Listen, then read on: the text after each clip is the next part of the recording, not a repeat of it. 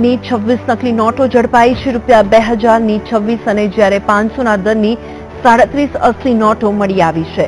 બોટાદ પોલીસને મળેલી બાતમીના આધારે પોલીસે બોટાદના પાળિયાદ રોડ પર આવેલા ખોડિયાર માતાજીના મંદિર પાસે એક મારુતિ કારની તપાસ કરતા 2 શખ્સો પાસેથી આ ડુપ્લિકેટ નોટ મળી આવી છે। બંને શખ્સોની પોલીસે ધરપકડ કરી છે।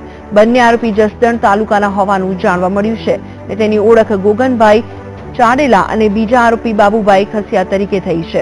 પોલીસે 2000ની 26 ડુપ્લિકેટ નોટો તેમજ 500ના દરની સાચી 37 નોટો તેમજ 2 મોબાઈલ તેમજ કારને કબજે કરી હતી। આ બંને શખ્સો કેટલા ગુનામાં સંડોવાયેલા છે તેમજ આ નોટો બોટાદમાં કોને આપવા માટે આવ્યા હતા તેની તપાસ પોલીસ કરી રહી છે। ગાડી ચેક કરતા તેમાંથી અમને 2000ના દરની 26 નોટો એટલે 52,000 રૂપિયાની અમને ચલણી નોટો મળી આવી છે। તે ઉપરાંત 500ના દરની 37 નોટો જે અસલી નોટો છે તેમાં તે પણ અમને મળી આવી છે 18,500ની। તેમ ઉપરાંત 2 મોબાઈલ અમને મળી આવેલ છે। અને સમાચાર